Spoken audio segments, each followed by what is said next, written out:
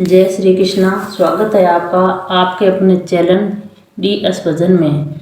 आइए सुनते हैं कार्तिक मास की ब्राह्मण और ब्राह्मणी की कथा। एक नगर में एक ब्राह्मण और ब्राह्मणी रहते थे। वे रोजाना 7 कोस दूर गंगा स्नान करने जाते थे। इतनी दूर आने जाने से ब्राह्मणी थक जाती थी। एक दिन ब्राह्मणी कहने लगी, काश हमारे भी एक बेटा होता तो कितना अच्छा रहता। बेटे की बहू आती और हमें घर वापस जाने पर खाना बना हुआ मिलता और बहू घर का काम भी कर देती। ब्राह्मण की बात सुनकर ब्राह्मण बोला, बात तो तू सही कह रही है, चल आज मैं तेरे लिए बहू ला ही देता हूँ। ब्राह्मणी बोली, वो कैसे? ब्राह्मण ने कहा कि तू एक पोटली में आटा डालकर उसमें कुछ मोहरे रख दे। ब्राह्मण के कहे अनुसार ब्राह्मणी ने पोटली बांध कर दे दी। पोटली लेकर ब्राह्मण चला गया। ब्राह्मण अभी कुछ ही दूर गया था कि उसे नदी के किनारे बहुत ही सुंदर लड़कियां दिखाई दी। वे रेत में घर बनाकर खेल रही थी। उनमें से एक लड़की ने कहा कि मैं अपना घर नहीं तोड़ूंगी, मुझे तो रहने के लिए घर चाहिए। लड़की की बात सुनकर ब्राह्मण मन ही मन सोचने लगा कि बहू बनाने के लिए यह लड़की सही रहेगी। जब वह लड़की जाने लगी तो ब्राह्मण भी उसके पीछे पीछे उसके घर तक चला गया। वहां जाकर ब्राह्मण ने उससे कहा, बेटी अभी कार्तिक मास चल रहा है, इसलिए मैं किसी के घर का खाना नहीं खाता। मैं आटा लेकर आया हूँ, तुम अपनी माँ से पूछो कि क्या वह मेरे लिए आटा छान कर 4 रोटी बना देगी। यदि वह मेरा आटा छान कर रोटी बनाएगी तो ही मैं रोटी खाऊंगा। लड़की ने जाकर अपनी माँ से सारी बात कह दी। माँ ने कहा, ठीक है, जाकर बाबा से कह दे कि वह अपना आटा दे दे और मैं रोटी बना दूंगी।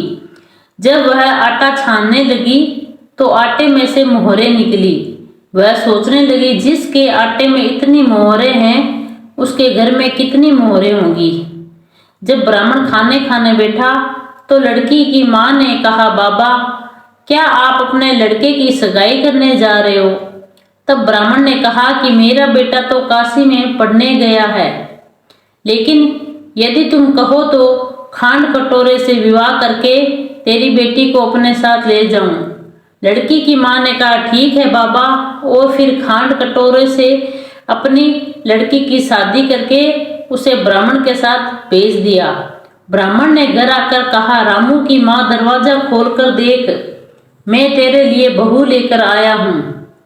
ब्राह्मणी बोली, दुनिया तो ताने मारती ही थी, अब आप भी मानने लगे हैं, हमारे तो कोई बेटा नहीं है तो बहू कहाँ से आएगी।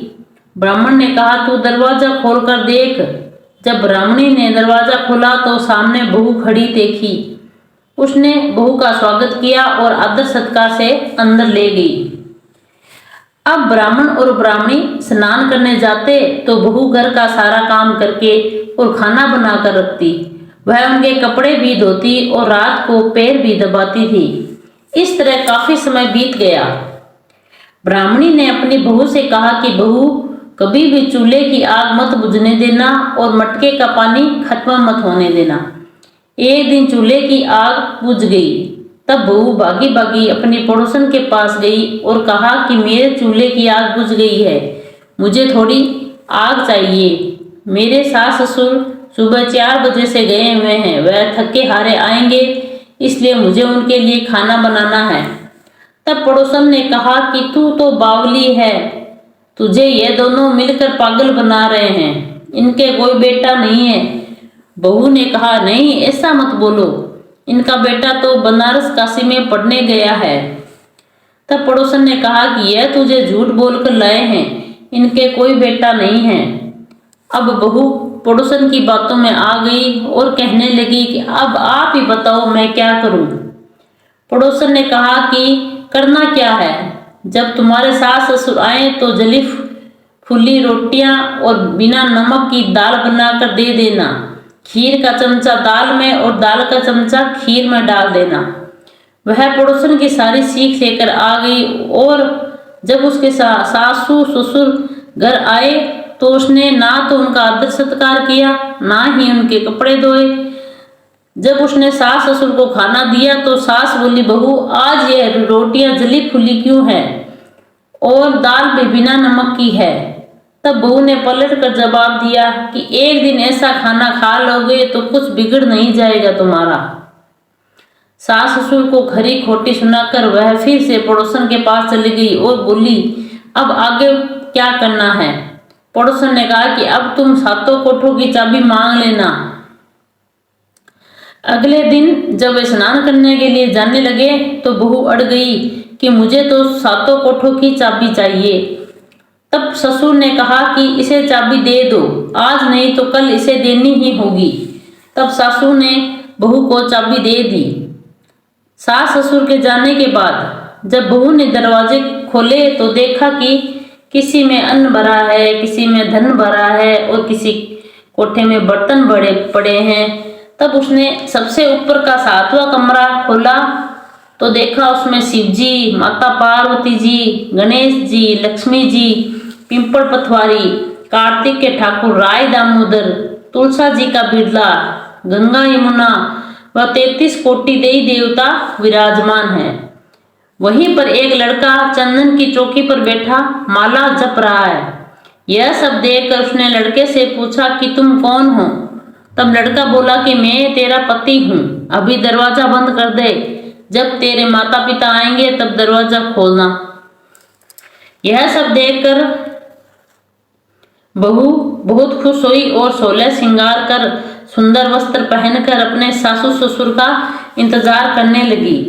उसने अपने सास ससुर के लिए अच्छे अच्छे पकवान बनाए। जब उसके सास ससुर घर आए तो उसने उनका आदर सत्कार किया और प्रेम पूर्वक खाना खिलाया और पैर दाबने लगी। पैर दबाते दबाते बहू ने कहा कि माँ, आप इतनी दूर गंगा यमुना स्नान के लिए जाती हैं तो आप थक जाती हो, इसलिए आप घर पर ही स्नान क्यों नहीं करती हो।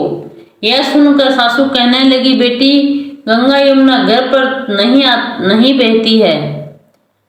यह सुन सास कहने लगी कि बेटी गंगा यमुना घर पर तो नहीं बहती है। तब उसने कहा कि हाँ माँ जी, बहती है, चलो मैं आपको दिखाती हूँ।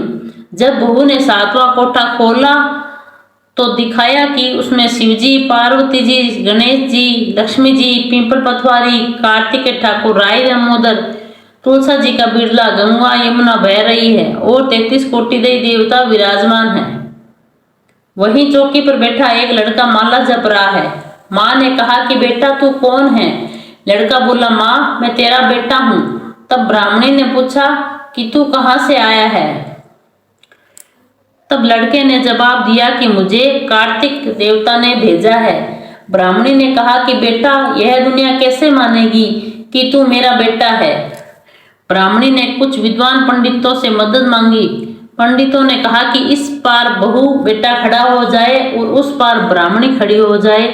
ब्राह्मणी ने चमड़े की अंगियां पहनी और छाती में से दूध की धार निकलकर बेटे की दाढ़ी मूछ डिगे और पवन पानी की गंठ जोड़ बांधे, तब मानो कि यह बुढ़िया तेरा ही बेटा है। उसने ऐसा ही किया। चमड़े की अंगियां फट गई और छाती में से दूध की धार निकलकर बेटे की दाढ़ी मूछ भीग गई। पवन पानी से बहू बेटे का गंठ जोड़ा बंध गया। यह देखकर ब्राह्मण और ब्राह्मणी की खुशी का ठिकाना न रहा। हे कार्तिक के ठाकुर, जैसे ब्राह्मण और ब्राह्मणी को बेटा बहू दिया वैसे सबको देना।